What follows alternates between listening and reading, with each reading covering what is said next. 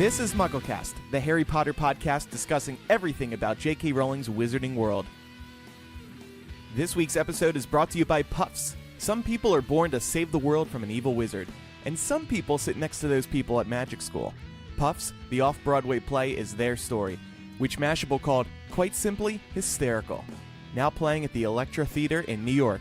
Tickets and more at puffstheplay.com. Save 10% on your ticket order by using code MugglePuffs. Welcome to MuggleCast episode 315. I'm Andrew. I'm Eric. And I'm Micah. We have a bit of an unexpected show today. We were planning on recording Wednesday, and Eric put together a great discussion, more from the Fantastic Beasts special features, and then we found out some big news. So kind of shifted around a bit to talk about the news that Jude Law is playing Dumbledore in Fantastic Beasts. Hey, cool. Yeah, I'm excited, but we're going to talk about that a little later. What on earth is this note here that says, beware the Ides of MuggleCast? Well, this is 315, Andrew, so I just wanted to warn our listeners out there that fate is going to play a role in the future of... it's a Julius Caesar thing. March 15th is the Ides of March. It's the middle of the month of March. We're in April, so I don't think it's anything to worry about, but Okay. just I had a little bit of fun in the document, so never mind. Okay. That was fun. Micah, are you having fun? I am having fun. Good transition. You were having fun in New York the other day, weren't you? Yeah, I was. I was in New York City, as I am most days, but had the opportunity to go see the show Puffs off-Broadway. I've been wanting to see it. I want to see it. Oh, I thought that was Andrew jealous. For a second. It's a show about my house. It's a show about true. my Hogwarts house. So we have heard of Puffs before. We heard rave reviews about it, and now they are sponsoring us for the next few episodes, which is awesome. And we got you into the show. So how was it? And tell us what the show is about. Yeah, so the show is about, as I think you could probably guess, the Hufflepuff house, particularly following one student and his two friends. No idea where they came up with that concept throughout the 7 years that they are at Hogwarts. And it's a completely different spin on Potter as we know it, but it includes some very familiar moments and some very familiar characters. I don't want to give too much away here because I think as a Potter fan, if you go and you see this play, which I definitely encourage those of you to do, whether you live in the New York City metro area or you're just visiting, it's definitely, in my opinion, worth stopping by and checking it out because the way that this is written, it's very funny. You will laugh, I guarantee it. They're very interactive at times, so be mindful where you sit if you enjoy that sort of thing. And I'll say, like, I found myself having a really good time because I think, certainly if you have family, if you have friends, if you have significant others that aren't as into Potter, I think they'll still have a good time, but you will catch on to these moments that will just kind of make a light bulb go off in your head and you'll kind of chuckle inside, but then you'll laugh out loud because you realize all the other people around you got the joke as well. So I just thought it was really well done, very well cast, and you can tell these are people very familiar with the material. That's awesome. I encourage you, Andrew, next time you're back here on the East Coast to go and check it out. Yeah, I really want to. One of the first things that struck me about it was that, this is going to sound mean, I'm sorry, Hufflepuffs, but finally Hufflepuffs are getting their time in the spotlight. Darn straight they are. Good for them, finally. Yeah. And I was so pleased to hear that Micah liked the show. I know our critic at Hypable liked it as well. So if you want to get tickets, you can go to puffstheplay.com, and we actually have a special offer for MuggleCast listeners. Use code MugglePuffs. That's MugglePuffs at checkout, and you can save 10% off your tickets. I'm doing that right now. I'm doing that right now. I'm actually going to be home in starting in May, so I'm gonna have to start planning around that because I live in New Jersey, or my family lives in New Jersey, so I'll have to figure out a date to see it. Yeah. It focuses on. I know I said a Hufflepuff student whose name is Wayne Hopkins. He's from New Mexico, so why he would end up at Hogwarts is, of course, beyond all of us, unless, of course, he's a foreign exchange student. But I'll give you one moment, and hopefully this isn't spoiling too much, but it was a moment that made me laugh, and I think made a lot of other people in the crowd laugh. So, as I had mentioned, you go really from one year to the next, right? So, throughout all 7 years at Hogwarts, it's about, I would say, 90 to 100-minute show. And this was in between as we were going to year 3. And I forget exactly what the scene was, but the comment one of the characters made was, "Oh, the headmaster, he looks so different." And, of course, that's a movie reference because we went from Richard Harris to Michael Gambon. Right, and, there was a little bit of laughter, but then some kind of like, how could they do that? So it's a little edgy. So insensitive. It's edgy. There are some more mature references throughout the course of the play. And I will say, Eric, you will be happy to know that Cedric Diggory is a focal point of, as are a number of other Hufflepuff students whose names you would recognize throughout the course of this. So highly recommend it. Go check it out if you're in the area. Do you feel like you left the theater knowing a little bit more about the house that Joe snuffed? No. I you know what? I have a lot more respect for them than I did. There you go. That's exactly what I wanted to hear. They're much more funny than I initially thought. And it was a lot of fun. Wow. Awesome. I'm going to wear my Slytherin sweater when I go, just to troll them. They'll probably call me out. They will really probably call you out. Sophia, who's listening live, who was on our show last week, she actually said that line killed when I went to see it too, referring to the Dumbledore gag. Nick is also listening. Andrew, let's get a beer in Delaware when you get back to New Jersey. No, Nick. Delaware's a different state than New Jersey. I'm just kidding. I love Nick. He's a longtime listener of the show. Oh, okay. So I was in your state today too, Andrew. I was in New Jersey. Oh, okay. For work, cool. But I just figured I'd let you know that. Thanks. I'm not there, but thanks for the fun facts, I guess. Maybe I was also in New Jersey today, Andrew. I just wanted to let you know. Oh, okay. Thank you. I was in a dental chair getting cavities removed. I just wanted to let you all know. Okay, so I just want to mention really quickly that I was in the Magic Kingdom / Wizarding World last week, and I have a kind of a controversial statement to make.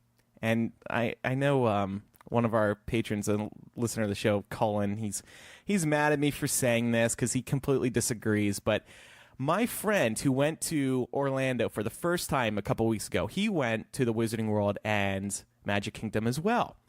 And I came in after him, and he was like, I was talking to him about the butterbeer. I was like, what do you think of the butterbeer? He was like, it was good, but you know what? LeFou's brew at the Magic Kingdom in the new Beauty and the Beast section is so much better. I'm like, what? What is that? I never heard of this before.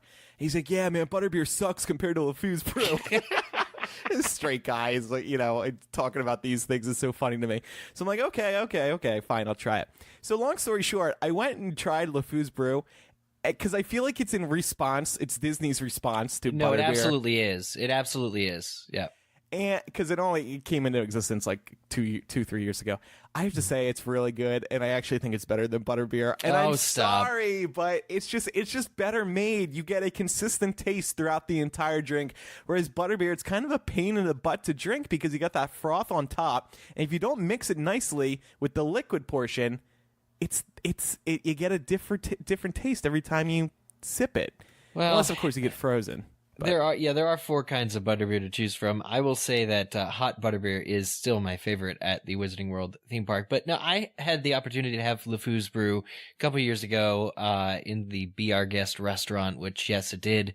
It did open up after the Wizarding World and was definitely a theme parker's response to the Wizarding World. But LeFou's brew it sort of tastes kind of like an apple juice, kind of like a tastier apple juice. It's definitely like a juicy type thing. Yeah. Really honestly reminds me more of pumpkin juice than butterbeer. I really don't think it's fair to compare LeFou's brew and butterbeer in taste. I think that if you're looking for like the crowning gem iconic drink that you're supposed to go to these parks for, then that makes the comparison fair. But actually, I'm gonna still prefer butterbeer, but LeFou's brew is very, very, very, very good. It is actually very good. That was my point. If you're comparing the two well-known drinks at the park that are accessible to everybody, by the way, just like butterbeer, LeFou's brew is not alcoholic. Then until you make it alcohol. But if you've never had LeFou's brew or are trying to decide, if you're listening to this podcast and trying to decide if you should go to Wizarding World or Magic Kingdom, you should go to the Wizarding World and just have pumpkin juice instead, because it's very similar, in my opinion. Very, very chilled pumpkin juice. Yeah, what was that? Who is LeFou? LeFou. From Beauty and the Beast. Gaston's little buddy. No one like Gaston. Gaston. He has an exclusively gay moment in the new Beauty and the Beast, now in theaters. Didn't you hear? Buy your tickets today. Anyway. You know what it is, Andrew? I think they elevated the level of this brew because the new movie is out, so that's why you thought it tasted better than the butterbeer. Yeah. Maybe I was just riding high on my love for the new Beauty and the Beast. Maybe. I do hear good things about that movie, but I have not yet seen Emma Watson's latest. But I trust Mason, so whatever he says goes. He does have a very strong opinions, no matter what he's talking about. One other thing about the Wizarding World that just reminded me when you said Emma Watson. So I rode the Hogwarts Express again. My God, the Hermione voice on the train, I tweeted, is the biggest plague on the Harry Potter fandom. It is so bad. I wish that Twitter had like a love button or like a way that I could have indicated to you when that tweet came in that I was actually dying. I was actively angry when I walked off the train. I was like, should I blame Emma for not agreeing to do this? Should I blame Universal? Should I blame Warner Brothers for letting them do this? Whoever gets it done, whoever fixes it. Oh man, it's really bad. It's just, and for anyone who doesn't know, you go on the Hogwarts Express, and at one point there's this scene where you hear Harry, Ron, and Hermione, and Rupert definitely recorded for the train. Harry, Dan Radcliffe, not so sure, but Hermione very clearly was not Emma Watson. It's like it's some American girl. Like it could be my sister. Like it's just just any your sister. Girl in America. Yeah, and I'm just thinking, why even bother including Hermione at all when it's that bad? So, yeah. Before we get to news, one quick correction. Last week when we were talking about Fantastic Beasts, I said I had to go buy the Blu-ray because the special features were only on the DVD and Blu-ray. And I don't have a Blu-ray player. It's now in New Jersey to somebody I sold it to on eBay. Oh, God. You sent it back to Jeff. I sold my PS3. So I was wrong. It turns out that the special features are actually also on the digital HD version. Thank you to everybody who wrote in and said that they found That's good to know features. for future. It is. In fact, I won't buy the Bluray. Yeah, well, exactly. Especially considering we're going to be talking about those special features the next couple episodes. Right. Yeah. Exactly. So I'm going to have to go buy the digital HD version because I no longer have my Blu-ray player, and did you buy the combo? Because there's a little slip with the digital code. Oh, crap. Oh, I should have taken that out before I gave it back to Target. Oh, my God. I didn't know. I didn't. Reasons why Andrew is the worst person Would it ever. work for multiple people, or is it only exclusive to... No, probably not. I didn't take the code out. I didn't. It's a one person thing. Oh, this wasn't like a Fantastic Beasts book situation. Where I swapped the books? No, I didn't. Put it back.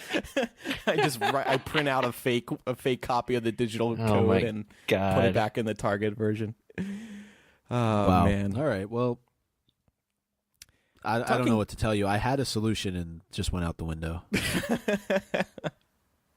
It's not like Blu-ray is going away, you guys. I can't believe you guys don't own a proper player. Because I don't buy Blu-rays anymore. That's my thing. Okay. And I'm Netflix now and Mm. Hulu. Yeah. Well, I think hopefully Apple will adopt Blu-ray at some point. I mean, that's the big. No, you don't not think happening. so? No, they got rid of disc drives, so they're done. They're not going back to that. Yeah, you're probably right. So, I mean, I have a portable Blu-ray player, but trying to hook it up to an Apple device is just a nightmare. So Yeah, forget about it. you got to download software, and sometimes it works, sometimes it doesn't. Yeah, just buy the digital version. If they include special features, why not? Yeah, Save a tree. That's the way. Yep. Buy digital HD. Okay, let's talk about a little news. We wanted to talk about this last week, but we ran out of time. So David Yates explained that "Shall we die just a little" line at the end of Fantastic Beasts. It was a mysterious line, and it's still mysterious, said by Grindelwald after he's revealed, and he says it to Newt. He said to Snitch Seeker, David Yates said to the Snitch Seeker, ultimately, I think that's what he's saying there is he's saying, we're going to be on this journey together, you and I, and it will demand an enormous amount from both of us in what it will put us through. And in that journey, we'll probably sacrifice quite a bit. We will lose part of ourselves on the journey. So that's what that means, I think. Will we die just a little? And Eddie Redmayne said, it's almost an invitation. But I think the point is that Newt doesn't know what that means. But it is so sobering when Johnny Depp delivered it because it was this weird invitation that he couldn't figure out in that moment. But I presume he will. So, tune my own horn a little bit. I think that was my guess. That it was That's exactly what you said, word for word. I remember. Woohoo! Woohoo! I think I even called it an invitation because yeah, they are going on this 5-part journey together. Them and Jude Law. So it's like, shall we dance? Are you ready to dance? Yeah. MFR. Moving on to some Cursed Child news.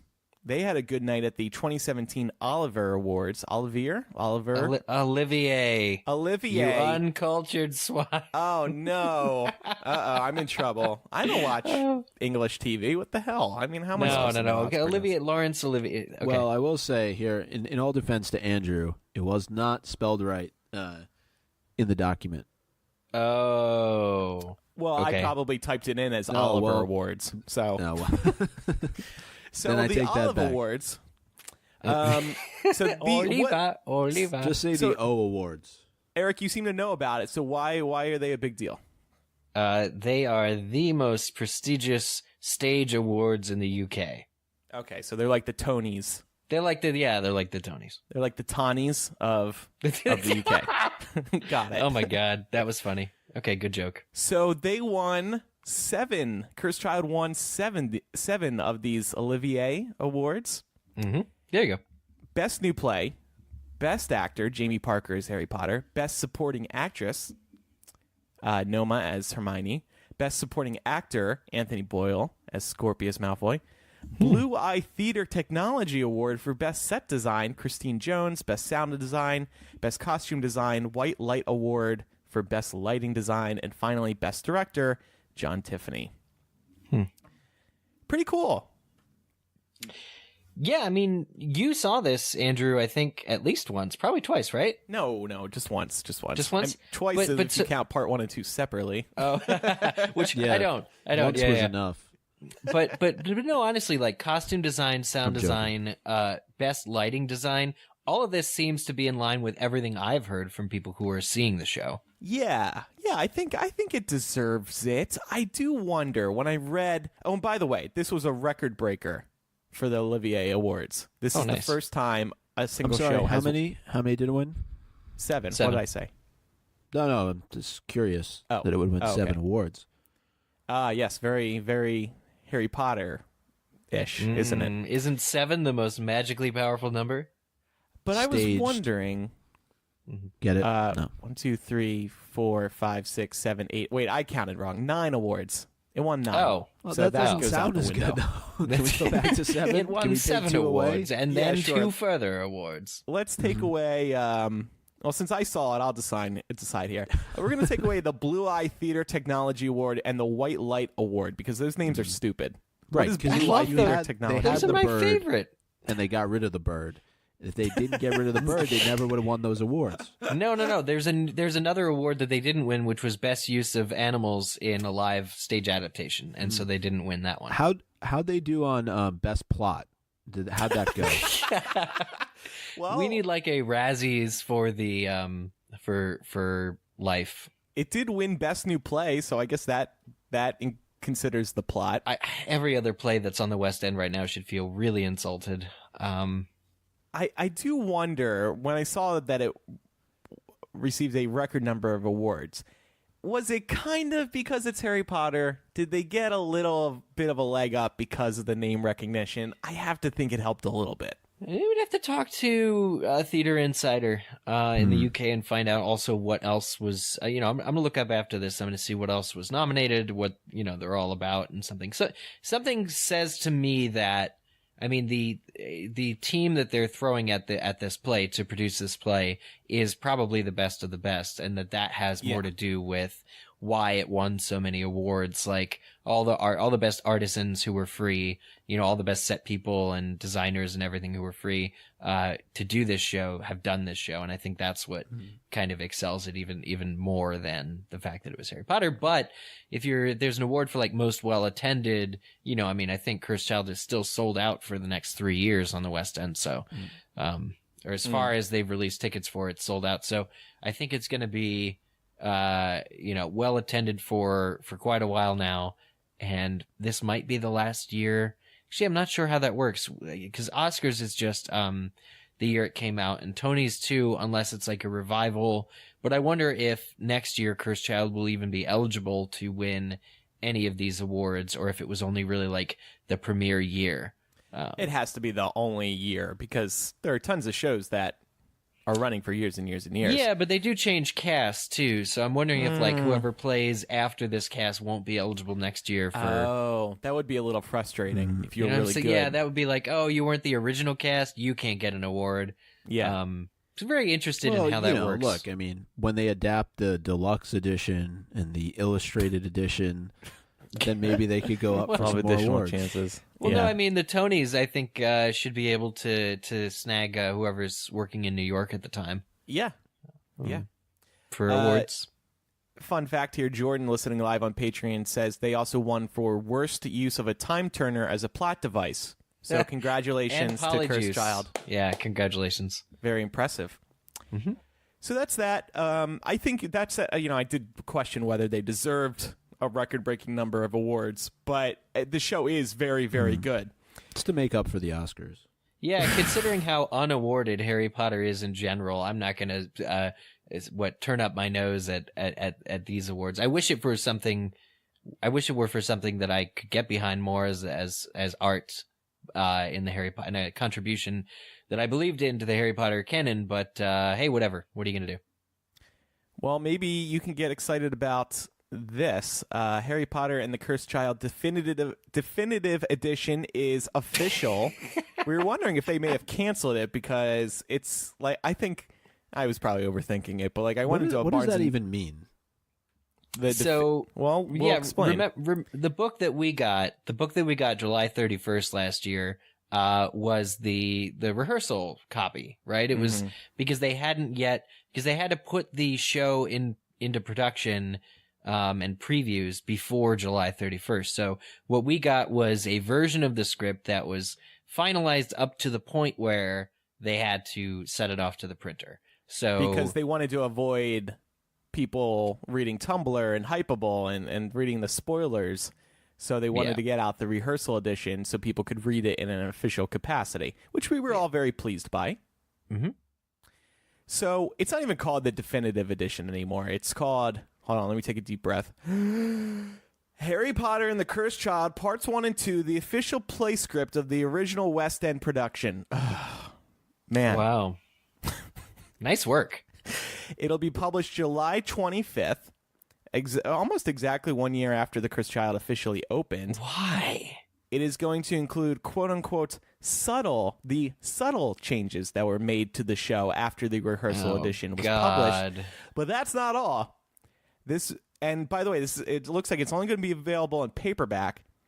It is going to have a conversation piece between director John Tiffany and writer Jack Thorne, who share stories and insights about reading play scripts, which, okay. What? Okay. And then it includes useful background information, including the Potter family tree and a timeline of events from the Wizarding World prior to the beginning of Harry Potter and the Cursed Child. I see what they're doing. So this is basically the play's paperback release, because a book that all the Harry Potter books come out in hardcover, then a year later they're published in paperback. Cursed Child did not have a paperback release, so they're just gonna instead of it being the same book, the paperback release is gonna be the updated copy. A couple extra bells and whistles. Okay. Well, that's something. You still have those sounds from last week or 2 weeks ago? Yeah. What's that? I know what you're talking about. Cash register. Oh, God. I do wonder if this isn't it a little backwards that the definitive edition, I keep calling it that. I know it's not that anymore, but isn't it backwards that the final edition is in paperback? Shouldn't the final edition be in hardback?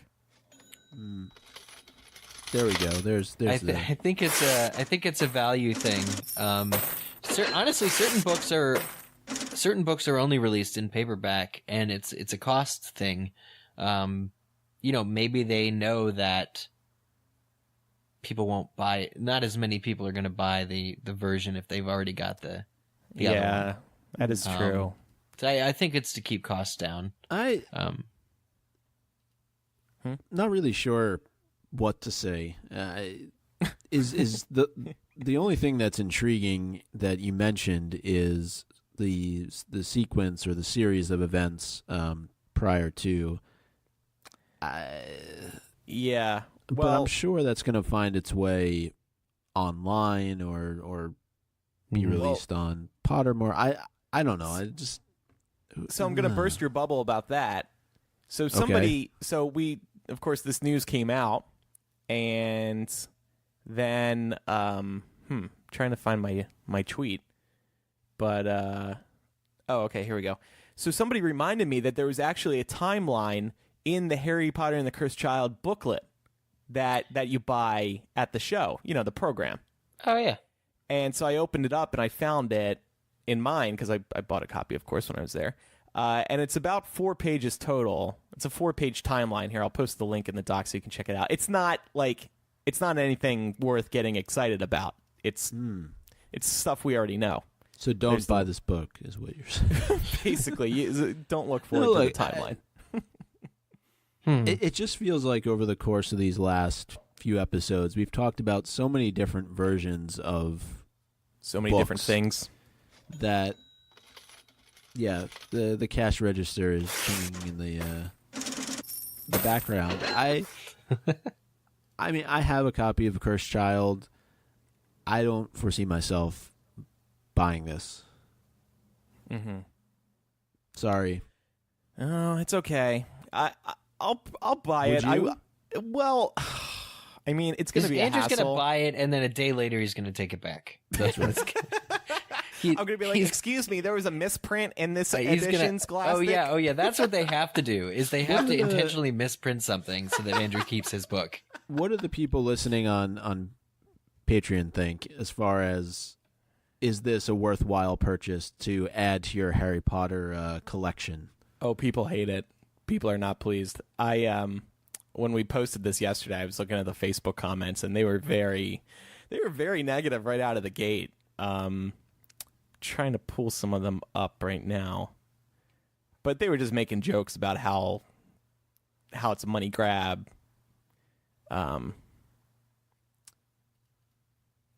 Top comment on the post on Facebook. This is from Michael. I wish this play would die. It's literally the worst thing to happen to Harry Potter. # not my Potter. I can only hope that we have much happier things to say about our main discussion this week. I mean, it's not that bad. Come on, people. So Matt said, does it say just kidding at the end? Maria said, I regret buying the first edition. And final one that I laughed at, Charlotte said, why, money dementors?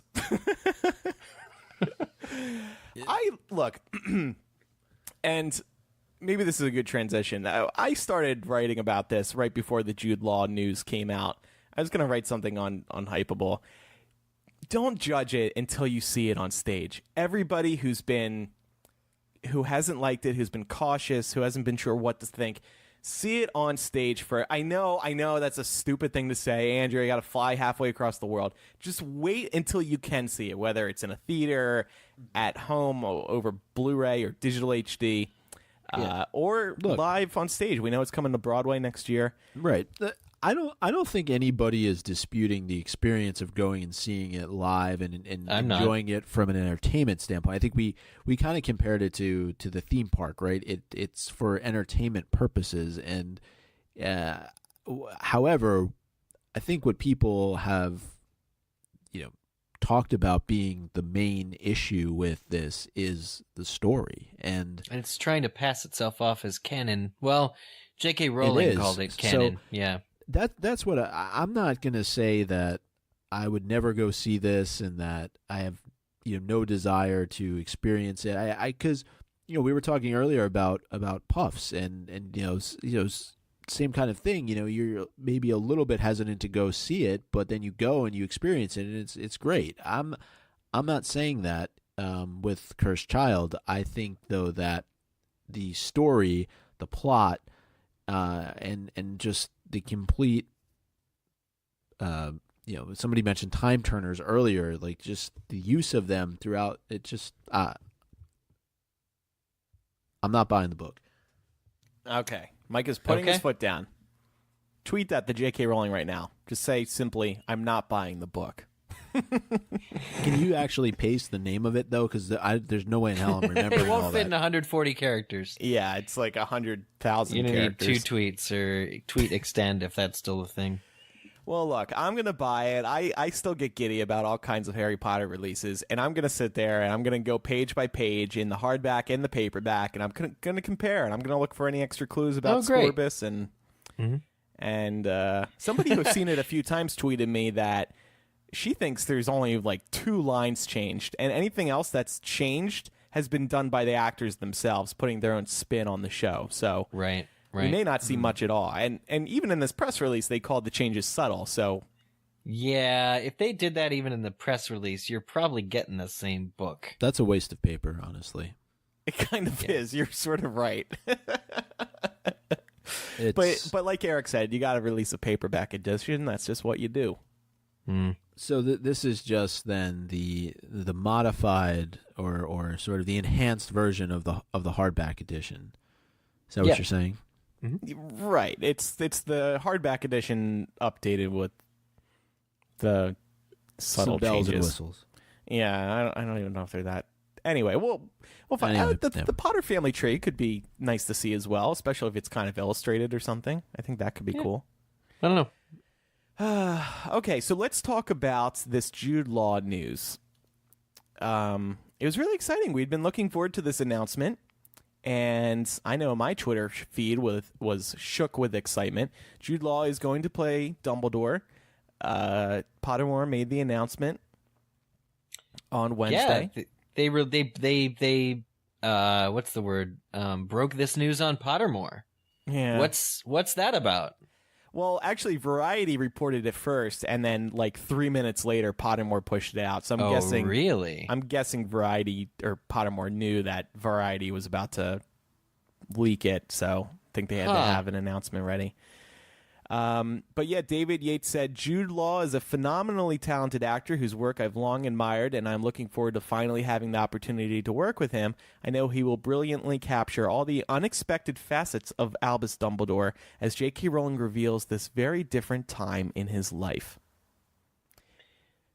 I actually really like Jude Law. I like watching him. I like the movies that he's done. I really love Enemy at the Gates, for example.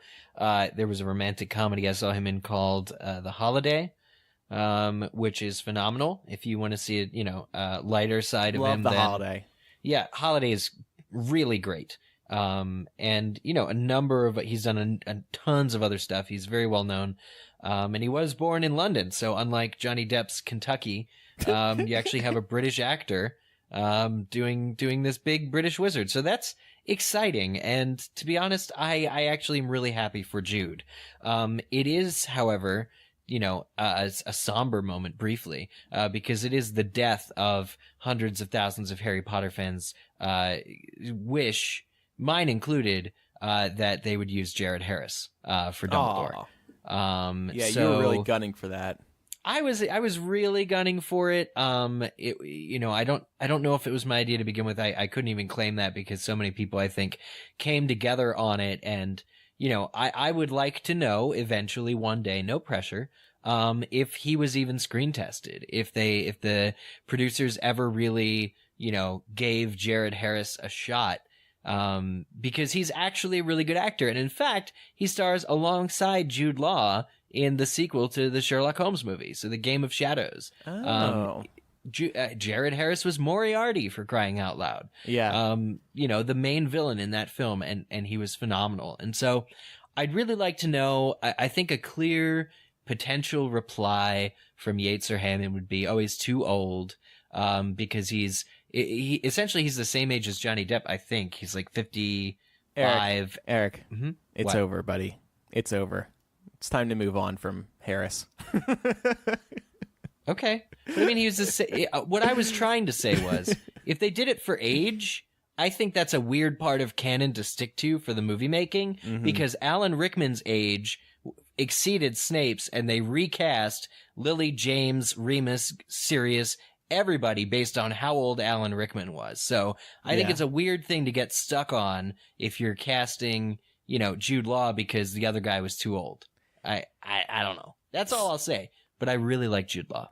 Age-wise, just for everybody's reference, Dumbledore is 45 at the time of Fantastic Beasts 1, with it being set around 1926 or 1922, something like that.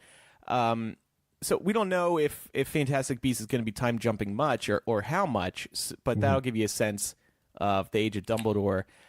Jude Law is 44, so they hit the nail on the head right there. Grindelwald is 44 around the same time.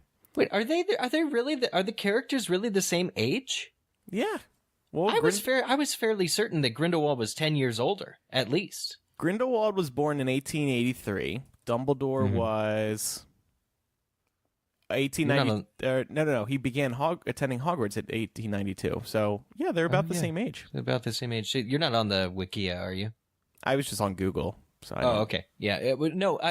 I for some reason I thought Grindelwald was slightly older, like an older boy who's comes and hoodwinks and I don't know.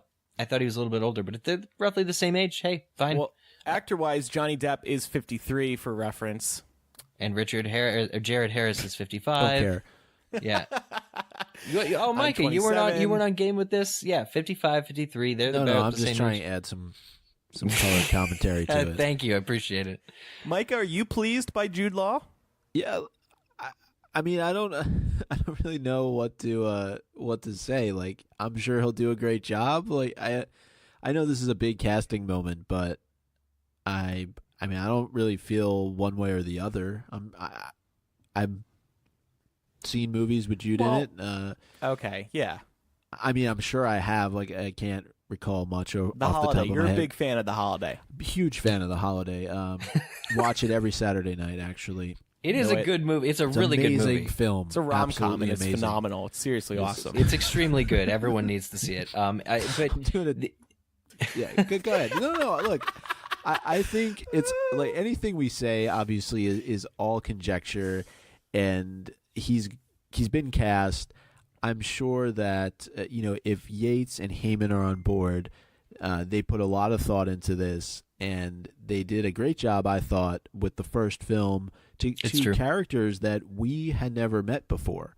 And we had that same kind of feeling entering the Wizarding World with Newt and Jacob and Tina and Queenie and the slew of characters that they brought along, with nobody really being overly familiar to us, with the exception of a few name drops. So now we get the opportunity to see a younger Dumbledore, and probably some other characters as well that we're familiar with. And I think that I trust Yates and I trust Heyman, given the fact that they worked with the original material. So there's no reason to get upset.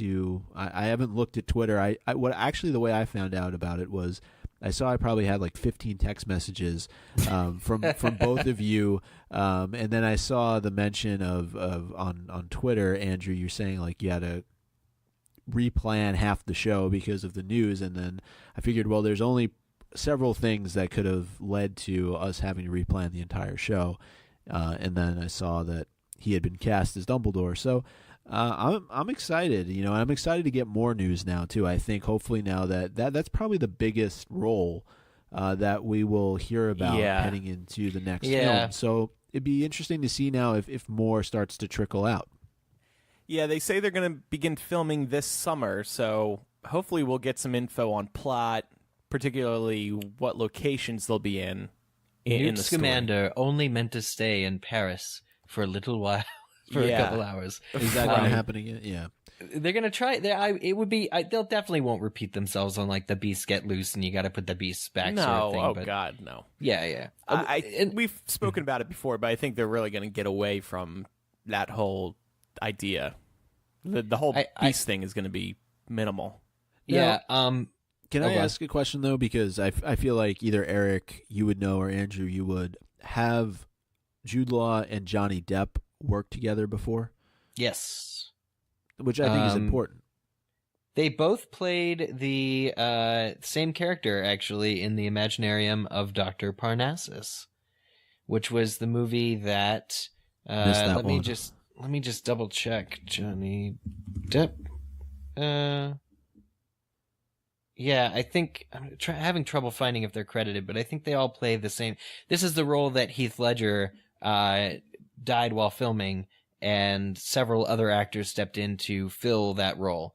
I'm pretty sure that that's correct. So, while you look that up, I will say bit shallow remark here. I think Jude Law is a very attractive man, as I'm sure many people will agree, and I had been hoping that young Dumbledore would look attractive. Yeah, but Johnny Depp is not as Grindelwald. That's it is funny. The funniest comment I heard was Mary, who works for MuggleNet, made a Facebook post. It was like, okay, I'm now okay with the casting of Johnny Depp as Grindelwald. And that was all the post was. And I commented, I'm like, why? And she said, because Jude Law can now kick his ass. Yeah, right. I'm like, oh yeah, interesting. So, it just, I would say that they're casting this guy, they're casting Jude Law as Dumbledore because, and they know exactly what they want. They've probably read the script. I bet it's very close to being finished. Heyman even or was it Yates that commented on, the nature of the scenes, which we'll get into in a moment, but they know exactly what they want and they know exactly what the requirements for that role will be. So I think they found someone that is going to fill that. Like these guys, this is not their first rodeo. It's actually like their 10th rodeo. Certainly Heyman's 10th rodeo doing Harry Potter. So, I feel pretty confident that, Jude Law is going to fit the role to a T. That said, I still question their Johnny Depp casting. I think it was very blind. This kind of dug up that whole discussion again today. People were like, okay, so now can we recast Johnny Depp, please? Yeah.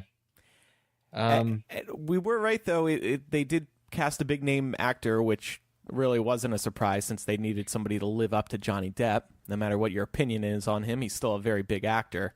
Yeah, like if they had said this stuff, like the stuff that they said for Johnny Depp, like pure, unfettered talent. Sometimes you just got to go with the best guy in the world. All the stuff they said nice about Johnny, they should have just saved for Jude, because he's actually amazing.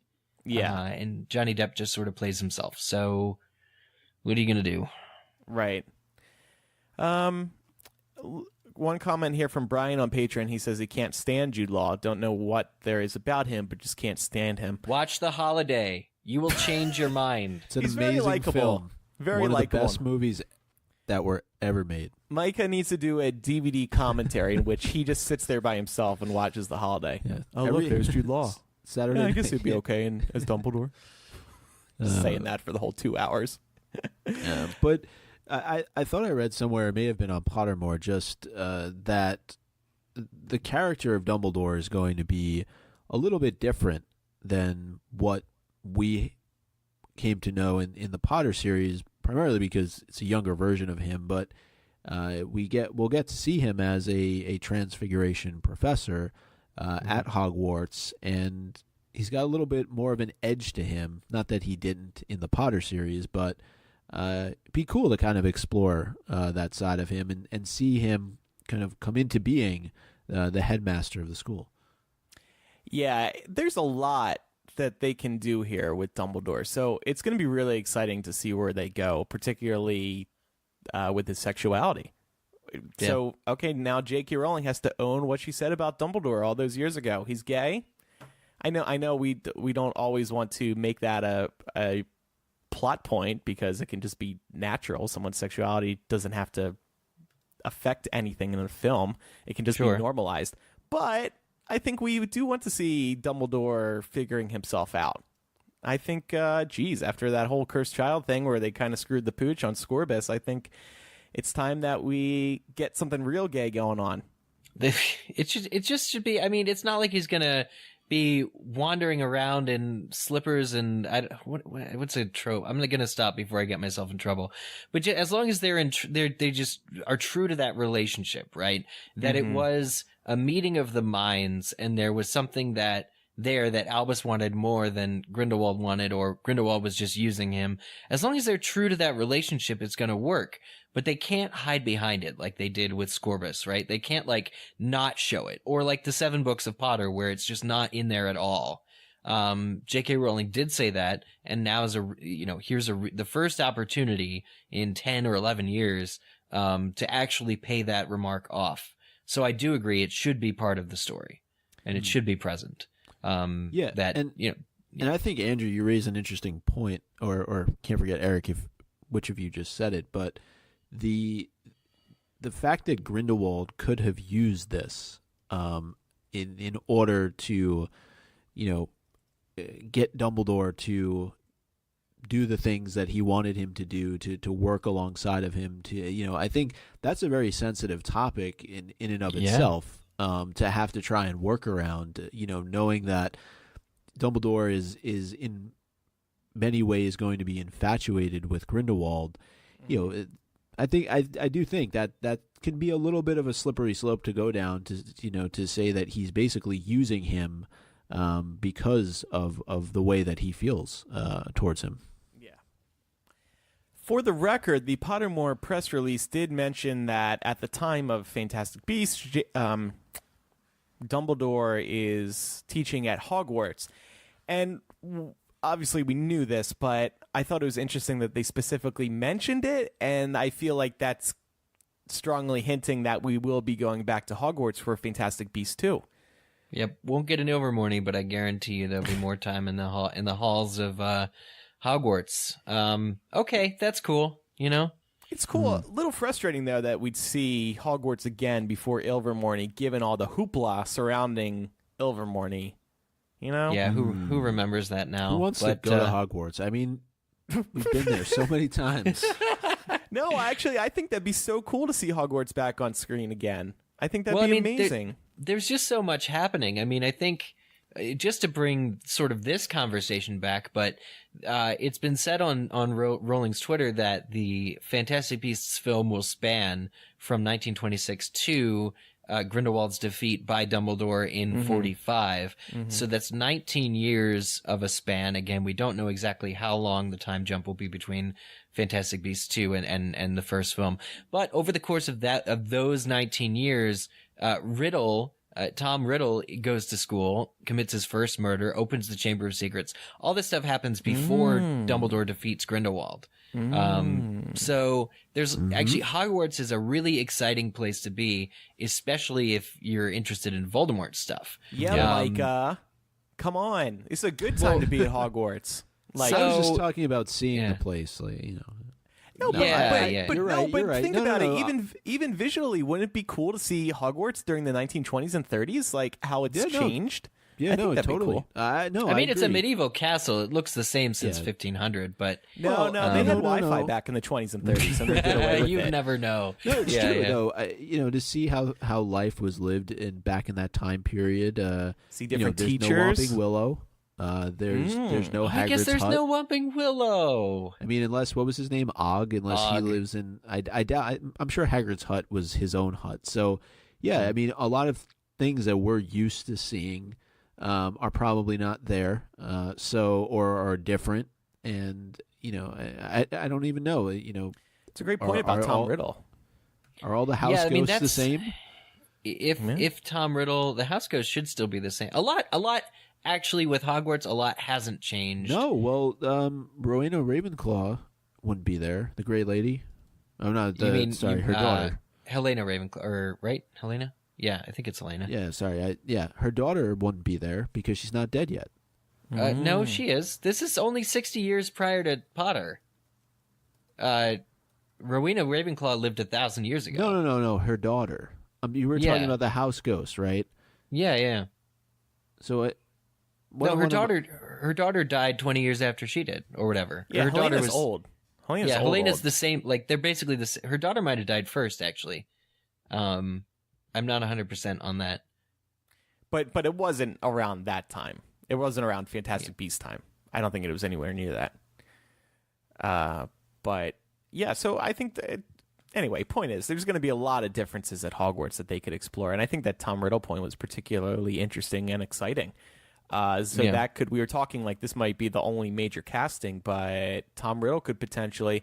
I was just looking; he was at Hogwarts from 1938 to 45, so we might not see him for a couple more movies. Yeah, but he could come in the future.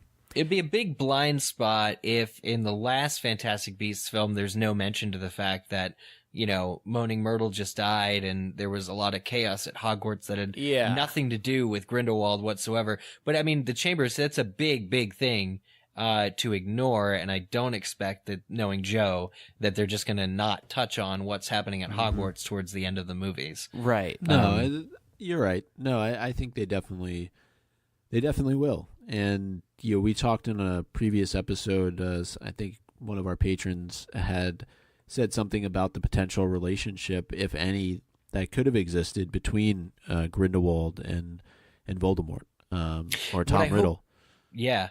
What I hope these movies do well is, again, like, capture the rise of this dictator, the rise of Grindelwald, to illustrate what kind of a world Tom Riddle was born into, right? Like, Tom Riddle actually was born in, I think, December. Oh yeah, we know this. New Year's Eve, right? 1926. So he's born literally as Fantastic Beasts ends. Yep. And so you could sneak this in as like a secret story of Voldemort's birth. But if you have a compelling villain in Grindelwald, then you really get a sense of the world that Tom Riddle grew up in. And I think it's right to say that Tom Riddle would idolize Grindelwald. The more he knew about him, the more he learned about him. They're different kinds of evil, but this dark wizard terrorizing everyone across Europe, I think it probably planted some ideas in young school Tom Riddle's, head. So I think it would be impossible to ignore. Yeah. No, all great points. And I think, again, to me, Newt still plays a role into all of this, and the beasts play a role. And we've talked about, the potential for certain beasts to have been passed on from Newt to other characters, right? And that's a good point. Yeah, I mean, I want to know at what point does Dumbledore discover the 12 uses of dragon's blood, and does Newt help? On the toilet. That was weird, because Dumbledore is known for that. So did he have Newt's help? Being on the toilet? No, Micah. He's known for, come on, man. There was that chamber pot that one time, but when he was looking for the room of requirement, right? And he goes in Half-Blood Prince when they're okay. Enough. What are you doing, man? Where's this going? No, Dumbledore is known for his discovery of the 12 uses of dragon's blood. Right. Knowing that this is a young Dumbledore, it's possible that either already occurred since he's already at school, or maybe he and Newt are on an adventure. Mm-hmm. Maybe. But where I'm it's discovered. thinking about, what about Fawkes? What about Aragog? Where did they come from? And yet we have this man. That whole Aragog situation is yet to occur. Maybe Newt finds young Hagrid, and he actually, doesn't Aragog say, "I came to Hagrid in the pocket of a traveler"? So boom, I'm not the first person to point that out. That's been on the internet for months. But yeah, like, I think Newt totally interferes with the characters that we know quite well. Even at a young age. And we still, we have to go back to Hogwarts, because ultimately we have to discover what happened between Newt and Lita, and what happened that got Newt expelled. And there's so many questions that even the first Fantastic Beasts film raises that can only be answered, I think, at Hogwarts, or will be easier to be answered if, you're visiting Hogwarts, at that time. Yeah. And yeah, go ahead. Oh, go ahead. No, I think there are other characters too that we could, factor into this. That I'd be interested to see, would actors come back to sort of reprise roles in younger versions, or are we looking more so at recasting? Because I'm thinking about, Professor Slughorn, right? A key player in everything that happens with Tom Riddle, and he's obviously at Hogwarts. Jim Broadbent played his younger version, but be interested to see. So long as his character gets offed of Game of Thrones fast enough, and his schedules don't conflict, right? Right. Don't conflict. Right. But because he was just cast over there, yeah, I'd like to see Jim Broadbent back anyway. But I think they'll probably recast. It's just so weird because Dumbledore is so old. If he's like 150 in the 1990s, that would still make him like 90 in the 30s. Like, he's still pretty old. Yeah. And I think McGonagall might be, or not McGonagall. Anyway, it makes you think how they'll do the age thing. Yeah. So I think there's a ton of potential here. I don't think, like, these are all really fun theories, like what they could potentially be showing, but they do have their own story to tell, so I can't imagine that a lot of them are going to come true. Some for sure. Mm-hmm. You got to throw Harry Potter fans some bones, but the next casting announcement I'm looking forward to is Griselda Marchbanks, actually. Okay. And who is she? I'll put that out there. Oh, I'm so glad you asked, Andrew. There's a woman who, I discovered this recently, there's a woman who oversaw both Dumbledore and Harry's OWL exams. She is that old, and it's Griselda Marchbanks. And I think, if I could prognosticate here, that she will be a resistance member for Dumbledore. She's definitely on his side. And if you actually look at it, we didn't talk about this yet because we haven't gone through the Fantastic Beasts movie itself, having it on home video. But Griselda Marchbanks' name appears in one of the Daily Prophet articles at the beginning of the film. Okay. So that's somebody, a character of note while I'm thinking about it, to keep an eye on. One other thing I want to mention, somebody pointed out to me on Twitter that this also benefits Universal and Warner Brothers because by going back to Hogwarts, they keep the theme parks fresh and relevant. Like, oh, we just saw Hogwarts on screen, and now we can visit it in real life. You think they'll put like extra props in Dumbledore's office in the? That would be cool. Hogwarts. I don't think they'll change anything, but that's something to keep in mind. For example, the Guardians of the Galaxy. There's a Guardians of the Galaxy ride coming to Disney California Adventure. They're just retheming Tower of Terror, which has annoyed a lot of Disney fans, myself included. Purists. Because how could they? They're getting rid of a class. I mean, they're using the same ride, but yeah, it's nonsense, right, Micah? Complete garbage. Complete garbage. Well, the Thor trailer came out the other day, and in the background, as pointed out by Slash Film and one of their readers, you can see this darn ride in the background of one of the scenes in Thor. And it's like, I know, it barely makes sense, but it's just a kind of cheap way of like promoting the ride. You know what I just thought of? You know how they took Pirates of the Caribbean, the actual ride, and put Johnny Depp in it? Do you think they're going to go put Johnny Depp on like the Forbidden Journey ride in the queue? Oh yeah, I don't think they would, but that would be interesting. So, in light of this being big news, decided to ask our listeners to call in to our new voicemail line. Yeah. And we got a couple of calls here. So let's listen to the first one. Hello, yes, this is Albus Dumbledore calling to react to the news that Jude Law will be playing me. I'm very, very pleased by today's news. In fact, I'm eating a chocolate frog with a card with my face on it to celebrate today's news. Wow. Love the show. Thank you so much. Hashtag keep the secrets. Hashtag Wormtaily. Good day. Oh, that's amazing. Dumbledore's a MuggleCast listener. And he's a fan of Jude Law being Who would cast have as thought that? That is I think this is the definitive voice on the subject right here. Yep. like the guy who played Dumbledore or Dumbledore. If Dumbledore, the guy who just called in, if Dumbledore approves, I'm gonna approve of Jude Law.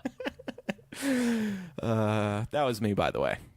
I could tell. Could you? Yeah, Oh, I didn't think it was that obvious. I thought it was. it was a pretty good. I was walking around my house. I did it like four times. I had to call the voicemail you know what line I four liked times. about it though is it didn't slip. Like there were probably moments where it could have slipped back more towards your voice, but it didn't. It was well done. You maintained that the whole way. That's my new favorite voicemail of all time. Thank you. Here's one of my blooper calls. Hello, yes, this is Dumbledore. I'm calling today to discuss. And then I forgot what I was saying. Did anybody else call in, or was Yes. it just you this whole time? I'm sorry. We did get real calls. Let's listen to some real calls. Hey, what's up, MuggleCast? This is Spencer, just calling to react positively to the Jude Law casting. I think it's Yay. a good move. Especially, I'm excited that WB announced that we will see Dumbledore in his role as a teacher at Hogwarts. My question is, what capacity do you think Hogwarts will feature in the rest of the series? Will we go back to it? Will we see it in the next film? As well as perhaps the most pressing question, will Jude Law be a clean-shaven Dumbledore, a short-beard Dumbledore, or will we see a fully bearded young Dumbledore? Looking forward to the episode. Have a great day. Thanks. Love you guys. Awesome. Oh my gosh, Jude Law with a beard. That would be weird. Yeah. Thank you, Can Spencer. you grow one? Well, I think we should look to Half-Blood Prince Dumbledore, young Dumbledore, those flashback scenes. He did have a short beard, so I would think they would try to go for something similar.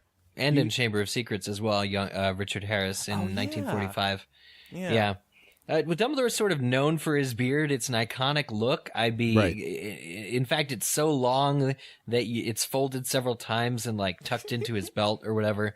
Yeah, like I'm 100% convinced that he should have a beard, but I just did a Google search for Jude Law beard, and it does not get longer than like your, stubble or like a Kit Harington season 3 Game of Thrones sort of thing.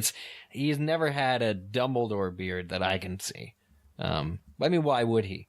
But yeah, I have no idea what it would look like, but I think he should definitely have a beard, is my opinion. Yeah.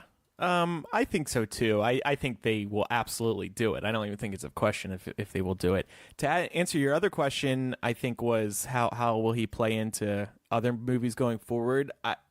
We know that Newt and Dumbledore had a very close relationship eventually. So I think, well, actually, even before Fantastic Beasts 1, they were close, I believe. So I think that relationship will only grow closer, and they're clearly, I think, going to work together to defeat Grindelwald. I think Fantastic Beasts, the name itself beasts are going to represent people like Grindelwald and other bad people. I don't think it's only going to refer to creatures beginning by movie 2 or 3. So any other guesses how Dumbledore could play a role going forward? How he could play a role, or we're talking beard? What did he ask? What did Spencer ask? He actually we talked a bit about Hogwarts already too. What we thought Hogwarts was going to play in the future. I found a post. Okay, so I did find a picture of Jude Law with a slightly longer-ish beard than the other photos. It's there in is the CGI, document. right? I mean, it says Laws of Attraction. I'm wondering if that's a film. Attraction. No, I can't figure out what that is from. It looks like Spencer was the only one who called in with a voicemail related to Dumbledore, but we got another one. I'm looking at the transcript, and we have to play it now. Oh, Hi, God. I don't have a question or a theory. I just want to say I think Micah has the sexiest radio voice. Thanks, Andrew. It's true. For, I mean, That having wasn't your me. sister call in. No, that was not me. Oh, she didn't even share her name. Bummer. Anyway, Micah, how do you react to that? Your thoughts? Thank you. I'm so glad we opened up this voicemail line so that Andrew can call in pretending to be Harry Potter That is characters. not me. And listeners can call in and compliment us on our voices. This has been the most self-serving act we've ever done. We do have other voicemails, but those were just 2 from today. Those 3: Yeah. Dumbledore, Amazing. Spencer, and this girl who didn't identify Those Well, are and herself. we three of the have- best ones we've ever had on the show. And we have with weekly MuggleCast, we'll remind everybody we are going weekly now. There's going to be lots more voicemails played, lots more time spent on voicemails in the future, which is great. Right. Right. Yeah. By the way, if you want to call in, that number is 1-920-3-MUGGLE. People who are listening live, don't call in right now because we're going to move on. But, well, you can. I just won't play your voicemail. 1-920-3-MUGGLE. Shall we move on now? Yeah. Let's talk about a few weeks ago. We started this group activity on Patreon, my first Harry Potter memory, because believe it or not, we are at the 20th anniversary of Harry Potter first being published. So we asked people, what was your first Harry Potter memory? Megan says, I was hell-bent on not reading these books for some reason when I was 9 to 10 years old. It wasn't until my mom took me to see the first movie that I fell in love. I was 11, and we went to see it over Christmas break. We saw the movie, and I came home and read all 4 books that had been out at the time in 2 weeks. And we went to see the first movie 25 times in theaters. It was a bad obsession. Whoa. I wanted to include that one. It was interesting that she originally wasn't interested. I wonder why that was. Did she just think it was too popular and she didn't want to be part of a trend? That was what got me. Not that I was worried about the trend, but I thought it sounded cheesy. You know, crazy boy wizard. Oh man, there's mean, scary man after him. Oh boy, brother. I didn't get it till I saw the movie. Yep. And here you are. And now here I am. Yep. Yeah. Yeah, no, at 25 times, that's That's a a lot. lot. That's Yeah. More a than lot. I've seen Titanic. Did you well, what'd she say? She was 9 to 10. So I was going to say, did you work at a movie theater? But that would No. be the How many times did you only see acceptable. Titanic, Eric? In theaters. You know what I should have said is that's more than the amount of times I've seen that movie today. That's what Oh. he should have said. Titanic, I think I only saw once or two. But you know, everybody was going to see Titanic multiple times in theaters. That was the movie, at least for me, that was the first movie where you heard of people going like 10 or in excess of 10 times to see. Yeah, because So 25 there's is no really alternate endings. It's going to be the same You know thing, how it no matter ends. what happens. yeah. Maybe it'll be different this time. Josette said, my 8th grade English teacher read Harry Potter to us. 1, we were kind of old for reading aloud, but nobody cared. 2, she got in trouble for reading a book about wizards in public school. However, she started a love of Harry Potter in all of us that lasted our entire lives, and it inspired many of us to keep reading the things that interested us, no matter how old we were. Yeah. There you go. I hope Sounds there's like now Laura like Mallory. Yeah.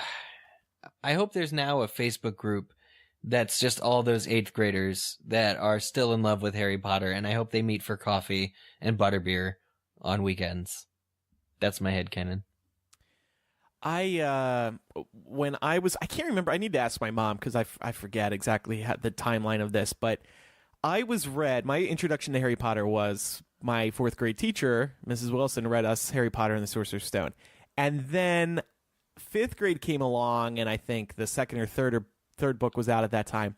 And my 5th grade teacher, Mrs. Dagnan, she didn't like that I was reading about wizards, about witchcraft. And she was trying to get Harry Potter out of school. And my mom wrote in and said, stop this. I need to ask her the full story, but she wrote in and complained that Mrs. Degnan was telling. She can come on the show next week if you want. Because I'm pretty sure we actually should. This could be a good story if she still remembers it well. Can we bring your mom on and then call the teacher? Mrs. Degnan, I'm still mad at you for trying to take Harry Potter out of school. I'm pretty sure I came home crying one day because I was like, Mrs. Degnan doesn't want me to read Harry Potter. I bet the note was the same. Like, this is the book that my son reads. This book has inspired my son to read, because my mom would have written the same note. Like, this is the book that my son is into. You cannot take this away. It is doing a service to students everywhere by being so amazing. Yep. Set your differences, like set your, whatever you think the book is about, witchcraft, and don't like it, just read it and find out. Mm-hmm. Well, actually, let's just have, I'd prefer to have Mason come on and call this teacher. I think it would be quite a treat. Be very angry. He can talk about LeFou's brew or whatever the hell it's called. Yeah, that's it. Finally, and we're going to read more of these in the future, and that says, I bought my first Harry Potter book, Prisoner of Azkaban, in a London airport when I emigrated to the U.S. from Latvia. Wow, great day for my pronunciations. It's because you of just the had cavities, dental surgery. It's okay. Yeah, I'm still numb. My English was basic, like, hi, how are you, and names of school utensils and clothing. I wanted to read the book, so my mom said to try my best and highlight the words I didn't understand. I used a dictionary, or asked them when I got stuck. I've read that book upwards of 15 times, and it's falling apart. Has old middle school friends' phone numbers and doodles in the blank pages and on the inside covers. I was fluent in English in 6 months, but that book is the reason I can read well and pretty fast. Don't you love that? She learned the English language thanks to Harry Potter. That's why third grade teacher, you don't take books out of school. Mm-hmm. Yeah, Mrs. Degman. So those are the ones that we have this time. We'll read more as we sell. Oh, you know what? I actually skipped one from Irvin here. Sorry. He said, I was a hipster reader as a kid, preferring to read classic kid fantasy like Oz, Narnia, instead of the current popular stuff. But my mom, in one of the instances where she knew better than I did, dragged me to see the first movie in theaters. She fell asleep, and I fell in love. I remember coming home and begging my parents to get me the books from the library. My dad got me the books from the library, and I'll forever remember that as one of the last great things he did for me before he passed away the following June. I devoured the books, but Goblet of Fire was too long to read in a day, so I intended to take it to school. My grandparents, concerned with me pulling my back by carrying a book that enormous, forbade me from taking it to school. So, intrepid 9-year-old that I was, I got up in the middle of the night to furtively place Goblet of Fire at the bottom of my backpack, and did end up finishing it at school that day, and the rest is history. Irvin, that's a beautiful tribute to your father. Thank you for sharing. That's really sweet. That's a good story. Yeah. So thank you to everybody who has shared. We will be reading more of those in the weeks ahead as we celebrate 20 years of Harry Potter. So, got a couple voicemails here. Let's burn through these really quick. These were going to be the voicemails we played before the big news came out. Oh. Well, I just got to pull up Google Voice again. Hi, MuggleCast. This is Grindelwald calling in to say I still do not approve of Johnny Depp playing me. First of all, here's a nice little one. Hey guys, this is Marquise Ivra. I am a patron. I've been listening to MuggleCast for probably about 10 years now. Let me say, these are my favorite podcast, and keep up the good work. Thank you very much. Thank you. Here's another one. I hope there's not too much feedback going on, some background noise. I just wondered, how in the world are y'all getting these books from Bloomsbury?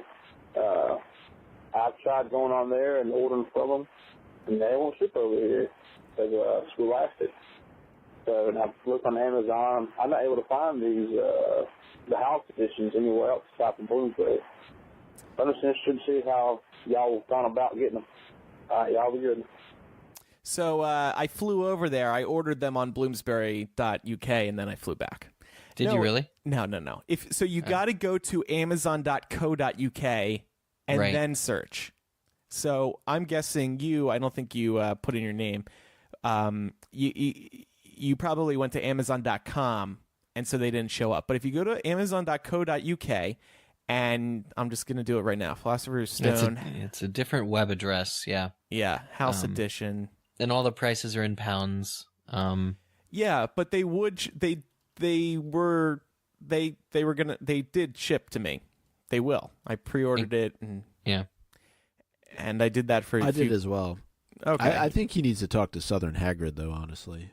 Southern Hagrid? Southern Hagrid and he would get along quite fine. Now, who is that? What, am I missing something here? It's Micah's chapter readings. He does Hagrid with a real Southern accent. Oh, well, go ahead, Micah. Let's hear it. No, it's only available on patreon.com/MuggleCast. All right. Well, here's one more voicemail. Hi, guys. I'm Alexis, and I've been listening to the show since I was 9, so around 2009, and I am now 17. I've been with you for a while now, and I have listened to all the episodes, but I do like to go back and re-listen to old episodes, and this morning I was listening to number 252, which is Hufflepuff's Hobbit Hole, and you were having a discussion about how boring J.K. Rowling is on Twitter, and I was wondering if you still feel this way, or do you feel like she has now developed a better knowledge of how to use Twitter? Thanks. I hope you guys have a great day. Isn't listening to old episodes funny? Yeah. Sometimes we eat our words, and other times our words eat us. Well, we should still stand by that. She was boring on Twitter. She was very boring at the time that episode was recorded.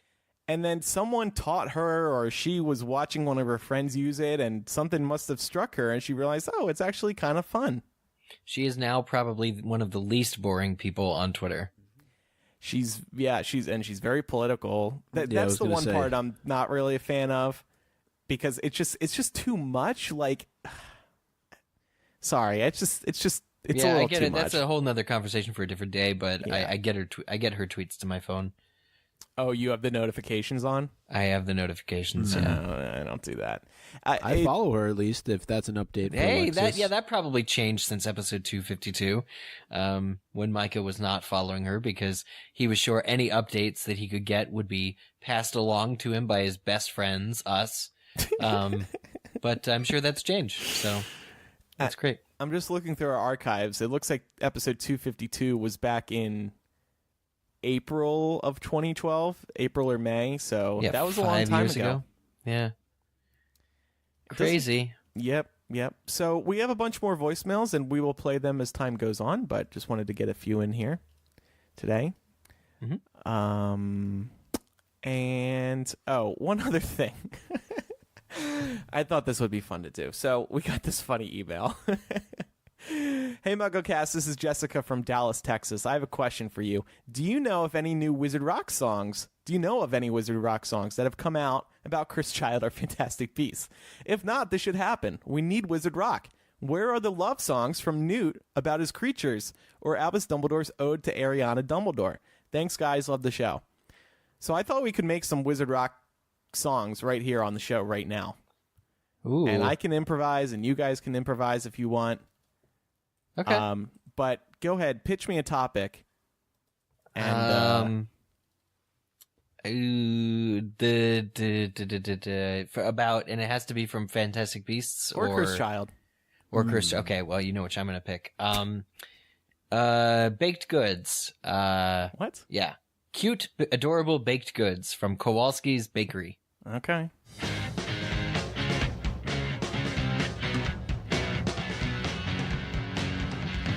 Come to Jacob's Bakery. It's really tasty. Queenie will be there. Yeah, we got all kinds of baked goods. Jacob is forgetting his memory, but that's okay. Yeah. How was that? Oh my God.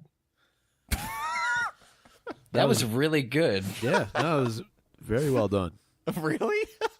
Yeah. I think for Andrew's on the spot, third Wizard Rock single was pretty flippin' amazing. Okay. Give me another one, this time from Cursed Child. Breaking into the ministry using Polyjuice Potion for the second time. Oh, well, which one was that? What happened in that one? No, the first time was in book 5. Or, 7. The first time was in book 7. I'm talking about Cursed Child. It was the second. Their parents had done the exact same thing that they did. Oh, I see. Like to get in, to go into Hermione's office? Yeah. Okay.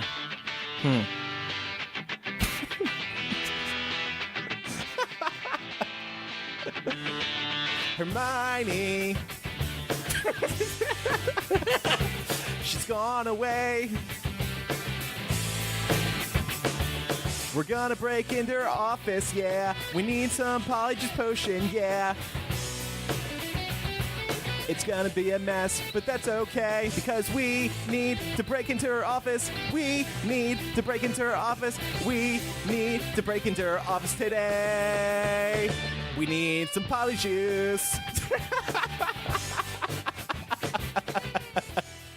That's all I can do. You've been holding out on us, Andrew. Yeah, no, you have another career. Very pleased that I timed that right with the chorus section of the song.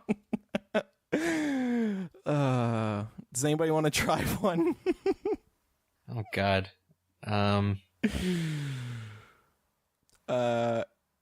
I think you set the bar very high. Yeah, All right, you set the bar real high. We'll leave it there for now. We can do that again in the future if anybody wants to propose some topics.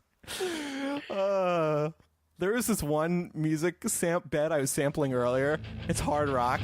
I was just thinking, like, what on earth could go here for a Wizard Rock song? I'm sure there's something. Was this one that you did, or was this? No. Did you use that? No. I Googled or I searched on Spotify for rock instrumentals. Oh, I got it. Play it again. I'll do it. Go ahead. He's a demiguise, he's in disguise. He's a demiguise, he's in disguise. He's got invisibility, he's in disguise. He's a demiguise. Look at this guy, he's the demiguise. He's in disguise, he's got a great heart, taking care of the alchemy. Okay, all right. There we go. Okay. Right? Hey, that was good. On my end, you're a little out of sync because of the Skype delay, but please fix that. Please. I'll try to fix it. Okay. He's a demiguise. You should have scream rocked it though. It was more of a. He's a demiguise. Yeah. He's a demiguise.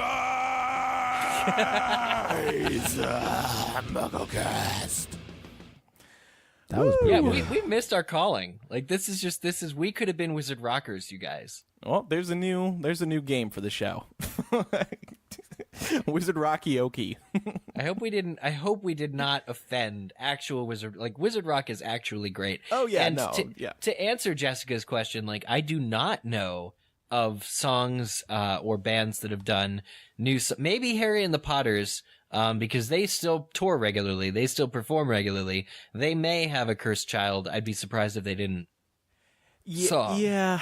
I don't think. I mean, at LeakyCon last year they didn't. Although I guess the book that was just before. came out then, like that night, like That's that very true. evening. Cursed Child. Yeah. That's true. Yeah, that's true. Yeah. Whew. Okay. Well, that's MuggleCast episode 315. Don't forget our voicemail. It's 9203-MUGGLE. If you'd like to email instead, MuggleCast@gmail.com. Anything else? Maybe we should plug Puffs one more time. Check out puffstheplay.com. Use the code MugglePuffs. Save 10% on tickets. I'm going to be doing that once I'm back in May. And our P.O. Box is 4044 North Lincoln Avenue, Box 144, Chicago IL 60618, USA. Beautiful. And don't forget, check us out on Facebook and Twitter, facebook.com/MuggleCast and @MuggleCast. Tweet us anything you want. We're now on iTunes. I guess we are. I was going to make a joke about our music career, but I guess we've always been on iTunes. This could be, you look back on this, and this could have been the moment where your career's launched. Big news. MuggleCast is now on iTunes. We said in 2005. All right. Thanks, everybody. Oh, and of course, our Patreon. In case we don't plug that enough, patreon.com/MuggleCast. It is what keeps the show going. You get ad-free editions of the show. You get bonus MuggleCast. You get to tune into our live streams. Mm-hmm. We have about 40 people listening live right now. Get Southern Hagrid. Hagrid. That's true. One of you guys is up for the next chapter, too. I think it's Micah's turn. It is mine. Yeah. It's Southern Micah's turn. More Southern Hagrid. Thanks, everybody, for listening. We'll see you next week for episode 316. I got to get used to saying that. Goodbye. Yeah, right? Bye.